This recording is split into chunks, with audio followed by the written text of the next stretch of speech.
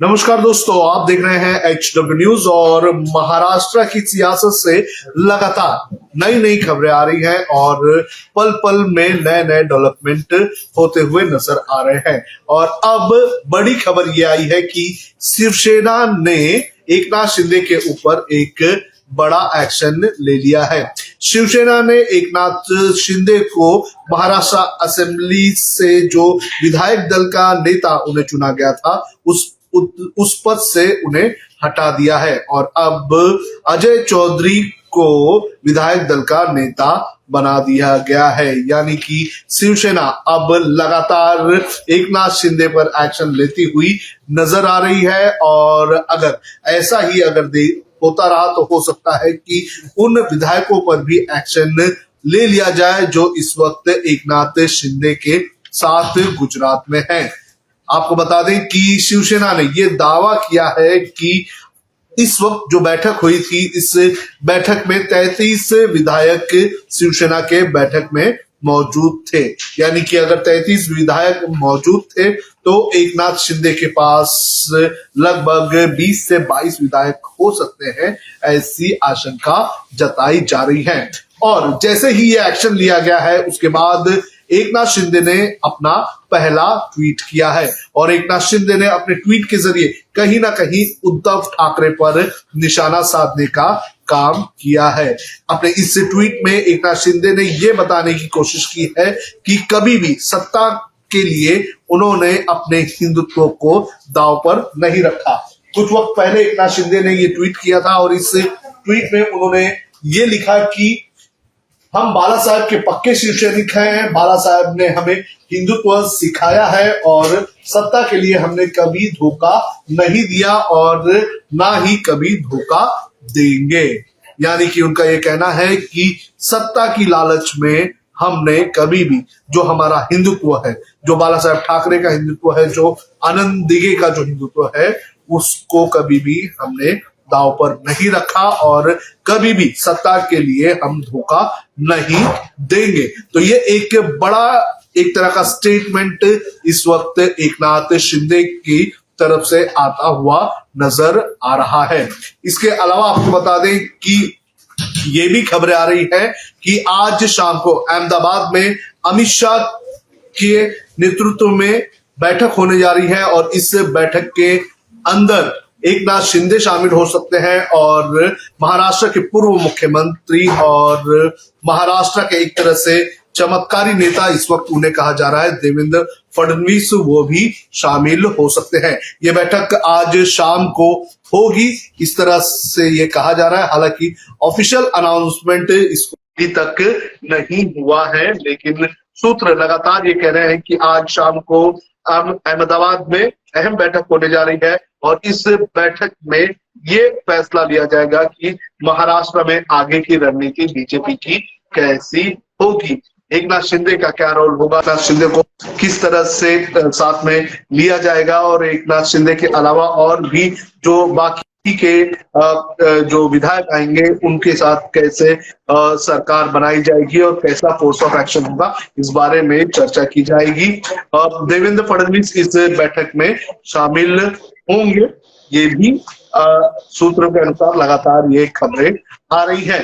लेकिन आपको बता दें कि शिवसेना ने बड़ा एक्शन इस वक्त लिया है एकनाथ शिंदे पर और एकनाथ शिंदे को जो विधायक दल का नेता जो चुना गया था उस पद से हटा दिया गया है और अब अजय चौधरी को उस पद पर बैठा दिया गया है।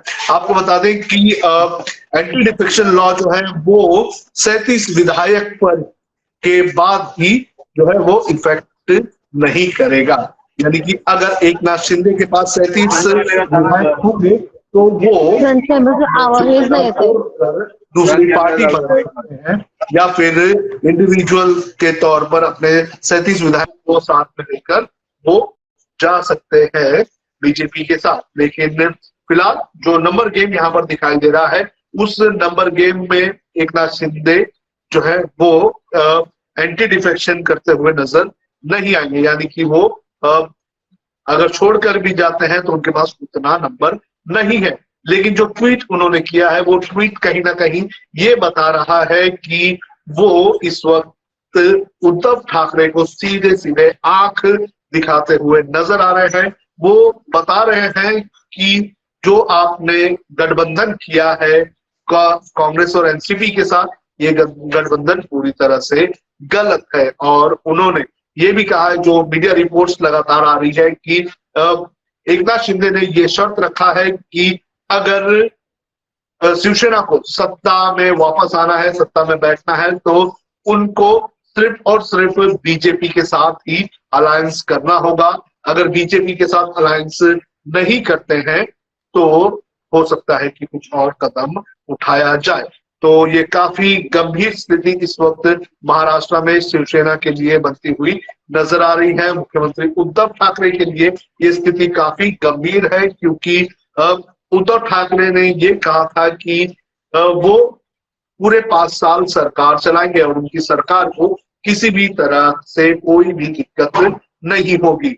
और पहले ये डर था कि हो सकता है कि एनसीपी से कुछ लोग टूट जाए, कांग्रेस से टूट जाए, लेकिन अब शिवसेना को डर उनकी पार्टी के नेताओं से ही है। और उनकी पार्टी के जो नंबर 2 वाले नेता कहा जाता है एकनाथ शिंदे, उनसे ही डर है। और अब एकनाथ शिंदे लगातार उद्धव ठाकरे को कहीं ना कहीं अपने इशारे पर नचाने की कोशिश कर रहे हैं। खबरें ये भी आ रही है कि जो विधायक है, कुछ विधायक सूरत के लिए रवाना हो चुके हैं शिवसेना के, और उन वो लोग हो सकता है कि एकनाथ शिंदे को मनाने की कोशिश करें। लेकिन एकनाथ शिंदे कितना मानेंगे, कितना नहीं मानेंगे, ये देखना बेहद ज्यादा जरूरी है। क्योंकि एकनाथ शिंदे जिस तरह से ट्वीट कर रहे हैं, जिस तरह से उन्होंने रातों रात सूरत के लिए वो रवाना हो गए, तो कहीं ना कहीं ये नजर आ रहा है कि एकनाथ शिंदे इस वक्त अपनी बात मनवाने के लिए कहीं ना कहीं नाराज हुए हैं। और जब तक उनकी बात नहीं मानी जाएगी, तब तक हमको नहीं लगता है कि एकनाथ शिंदे जो है वो वापस से शिवसेना में आएंगे, यानी कि उद्धव ठाकरे की बात मानेंगे। फिलहाल मीटिंग्स का दौर लगातार चल रहा है, और सबसे अहम मीटिंग आज शाम को होगी ऐसा बताया जा रहा है।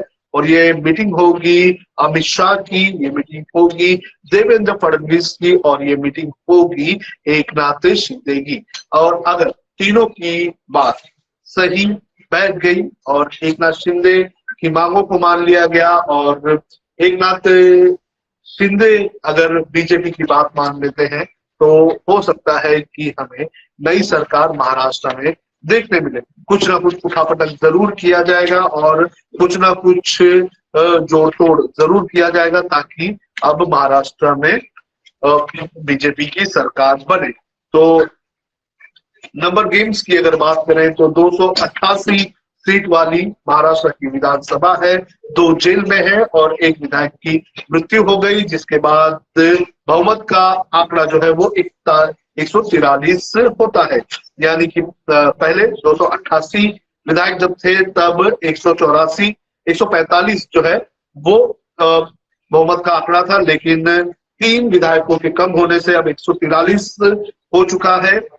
शिवसेना के पास 55, कांग्रेस के पास 44 और 51 एनसीपी के पास है। तो इस हिसाब से इनके पास बहुमत का आंकड़ा तो जरूर है, लेकिन अगर शिवसेना से इन 22 नेताओं को भी अगर निकाल दिया जाता है, अगर ये 22 नेता भी अगर शिवसेना से अलग होते हैं, तो शिवसेना का नंबर काफी हद तक गिर जाएगा और कहीं ना कहीं बीजेपी को ये मौका मिलेगा कि वो अपनी सरकार बनाने की फिर से कोशिश करे। दूसरी जगह अगर बात करें तो राज्य की स्थिति को देखते हुए हो सकता है कि यहाँ पर राष्ट्रपति शासन लगाने की भी मांग की जाए, लेकिन राष्ट्रपति शासन लगाना कितना ठीक होगा, कितना नहीं ठीक होगा और क्या लगाया जा सकता है, ये जो है वो कुछ टेक्निकल चीजें हैं, उसके बाद ही वो साफ हो सकता है। लेकिन इस वक्त की अगर बात करें तो इस वक्त उद्धव ठाकरे की सरकार चिंता में है, और चिंता में उद्धव ठाकरे की सरकार को कौन बचाएगा ये देखना जरूरी है। और जिन लोगों को उद्धव ठाकरे ने इस वक्त भेजा है कि वो एकनाथ शिंदे को मना ले और बाकी लोगों को साथ में लेकर आए तो हो सकता है कि उद्धव ठाकरे की सरकार बच जाए। वहीं शरद पवार ने भी एक प्रेस कॉन्फ्रेंस की है। शरद पवार ने कुछ वक्त पहले जो प्रेस कॉन्फ्रेंस की तो इसमें उन्होंने कहा कि एकनाथ शिंदे के भविष्य का जो फैसला है वो शिवसेना का अंदरूनी मामला है और उद्धव ठाकरे उसका फैसला लेंगे। इसके अलावा आपको बता दें कि शरद पवार ने यह भी कहा है कि उद्धव ठाकरे के नेतृत्व में उनकी सरकार चलेगी, यानी कि उनका ये कहना है कि उद्धव ठाकरे ही महाराष्ट्र के मुख्यमंत्री होंगे और उनका अलायंस जब तक है तब तक। वहीं दूसरी तरफ इन नेताओं के नाराजगी की वजह भी अब साफ होती हुई नजर आ रही है। जो शिवसेना के अधिकतर विधायक हैं उनका ये मानना है कि आदित्य ठाकरे से जुड़े हुए जो लोग हैं, जो युवा सेना के जो लोग हैं, वो लगातार इन नेताओं को बाईपास कर रहे हैं, इन नेताओं के कामों में इंटरफेयर कर रहे हैं और कुछ ऐसे नेता हैं जो लगातार उद्धव ठाकरे के आसपास घूमते रहते हैं, जिसके वजह से जो दूर के जो विधायक हैं वो उद्धव ठाकरे से मिल नहीं पाते हैं। तो ऐसी कई सारी नाराजगी शिवसेना के इन विधायकों के अंदर है और इन नाराजगियों के चलते शिवसेना के ये जो विधायक है ये अब पार्टी को यानी कि पार्टी के आला कमान को आंख दिखाते हुए नजर आ रहे हैं। इनका ये कहना है कि जो विधायक हैं उनसे वो कई बार मुंबई आते हैं और उन्हें उद्धव ठाकरे से मिलना होता है, लेकिन जो उद्धव ठाकरे के आसपास के जो लोग हैं वो उद्धव ठाकरे से मिलने उन्हें नहीं देते हैं। इसके अलावा जो आदित्य ठाकरे के गुट के जो नेता हैं वो लगातार इन नेताओं के जो लोग हैं ये लगातार सीनियर लीडर्स के और ये जो मंत्री हैं उनके कामों में जाकर दखलंदाजी करते हैं और दखलंदाजी करके वो उनके काम को कहीं ना कहीं बिगाड़ने का काम करते हैं। इस तरह के आरोप लगे हुए हैं। तो कई सारे आरोप शिवसेना के मंत्रियों द्वारा लगाए गए हैं। शिवसेना के नेतृत्व पर आरोप लगते जा रहे हैं। जो आदित्य ठाकरे हैं उनके गुट के नेताओं के ऊपर आरोप लगते जा रहे हैं। इसके अलावा खबर एक और आ रही है। खबर ये है कि कांग्रेस भी लगातार अपने सभी जो विधायक हैं उनको संपर्क कर रही है और कांग्रेस अपने सभी जो विधायक हैं उनको अपने कांटेक्ट में रखने की कोशिश कर रही है। इसके अलावा एनसीपी भी लगातार अपने जो विधायक हैं उनको अपने कांटेक्ट में रख रही है, ताकि शिवसेना की तरह जिस तरह से लगभग 22 विधायक जो है वो अब कांटेक्ट में नहीं है, तो इस तरह से की सिचुएशन एनसीपी और कांग्रेस ना फेस करे, इसके लिए ये दोनों पार्टियां भी अलर्ट हो चुकी हैं। 2019 में महाविकास अघाड़ी को बनाया गया था। इसके अंदर शिवसेना, कांग्रेस और एनसीपी ने मिलकर सरकार बनाई थी। 2019 की अगर बात करें तो 2019 के पहले महाराष्ट्र में शिवसेना और बीजेपी की सरकार थी, लेकिन 2019 के विधानसभा चुनाव के बाद शिवसेना और बीजेपी में बनी नहीं। शिवसेना और बीजेपी में दिक्कत इस चीज को लेकर थी कि शिवसेना का ये कहना था कि अमित शाह ने, बीजेपी ने ये वादा किया था कि दूसरे टर्म में जब महाराष्ट्र में अगर सरकार बनती है शिवसेना बीजेपी अलायंस की, तो शिवसेना को मुख्यमंत्री की कुर्सी दी जाएगी। लेकिन देवेंद्र फडणवीस और बीजेपी के जो दूसरे नेता थे उन्होंने ये कहा था कि इस तरह का वादा नहीं किया गया था। काफी लंबी चर्चा हुई थी दोनों पार्टियों के बीच, काफी बयानबाजी भी हुई थी और इसके बाद दोनों का गठबंधन टूट गया।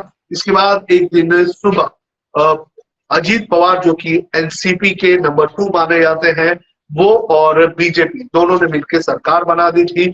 सुबह सुबह देवेंद्र फडणवीस ने मुख्यमंत्री की शपथ ले ली थी और अजीत पवार ने उप मुख्यमंत्री की शपथ ले ली थी। उस दिन काफी हंगामा हुआ और उसके बाद वो उसी दिन सरकार गिर गई और फिर अजीत पवार वापस से एनसीपी के खेमे में आ गए, जिसके बाद कई दौर का मंथन चला और मंथन चलने के बाद महाविकास आघाड़ी का फॉर्मूला लाया गया, जिसमें शिवसेना, एनसीपी और कांग्रेस ने मिलकर सरकार बनाई थी। आपको बता दें कि ये जो अलायंस बना हुआ था, इन्हें नेचुरल पार्टनर्स नहीं कहा जाता है, क्योंकि शिवसेना की और कांग्रेस और एनसीपी की जो विचारधारा है वो पूरी तरह से अलग थी। तो ये कहा जा रहा था कि ये नेचुरल अलायंस नहीं है, और फिर भी शिवसेना ने उनके साथ जाकर अपनी सरकार बनाई, और उसके बाद से ही लगातार बीजेपी के नेता ये कह रहे थे कि ये सरकार ज्यादा दिन नहीं चलेगी।